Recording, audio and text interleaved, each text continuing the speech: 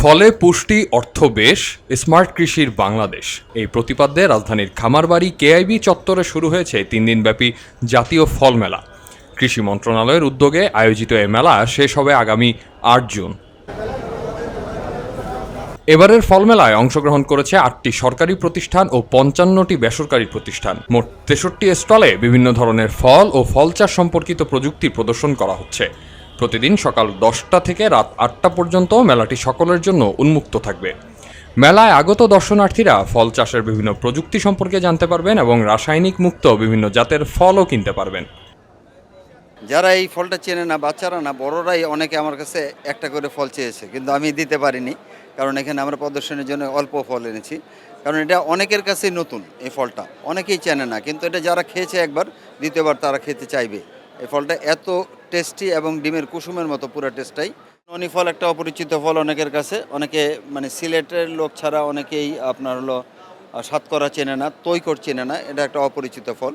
কিন্তু আমাদের এটা জাত আমরা গবেষণা করে জাত বের করেছি, সিলেটের লোকের কাছে এটা খুবই পপুলার একটা ফল।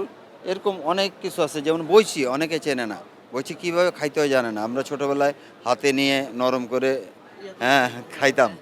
এই যে ছোটোবেলার আমাদের জিনিসগুলি মনে পড়ে, এগুলি আমরা আমাদের নেক্সট জেনারেশনকে দেখা দেওয়া যে ওরা এই ফলটা এভাবে খাইতে হয়।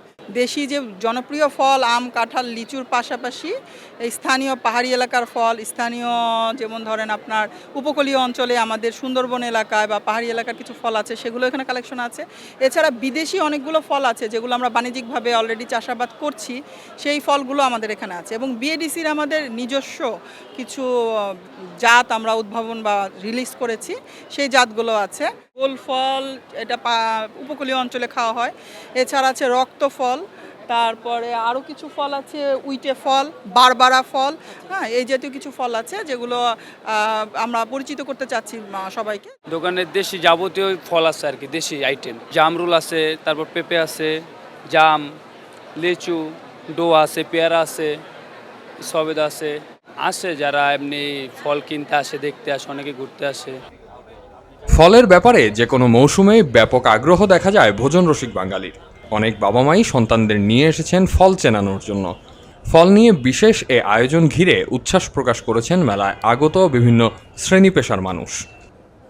ফল জাতীয় মেলা তো, তাই দেখি যে কি ফল, এখন তো ফলেরই সময় উঠছে কি তাই দেখতে আসলাম। আলহামদুলিল্লাহ এখানে আম, জাম, কাঁঠাল সহ বিভিন্ন জাতের ফল দেখা হয়েছে। জি আলহামদুলিল্লাহ, এই খেজুরটা আমি দেখছি, সবুজ খেজুর, অনেকদিন পরে দেখছি। এটা মেবি আমি অনেক ছোটোবেলা দেখছিলাম।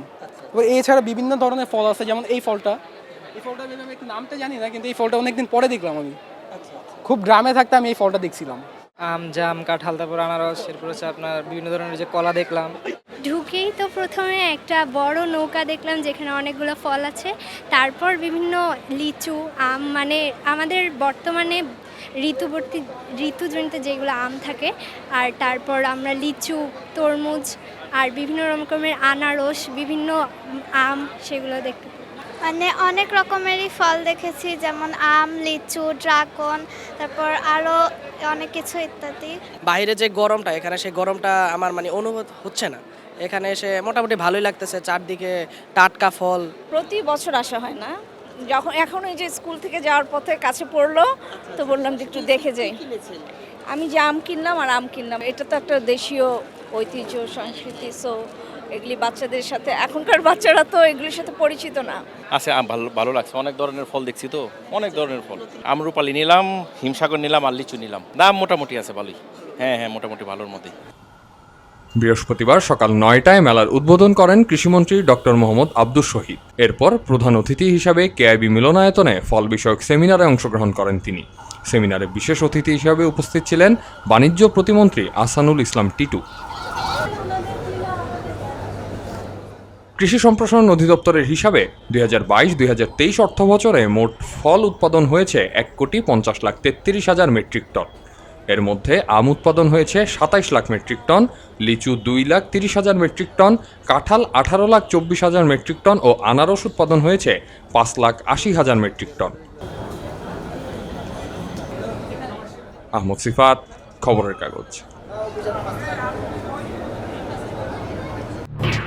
এলো খবরের কাগজ, নিখাত, নির্ভীক, নিরপেক্ষ।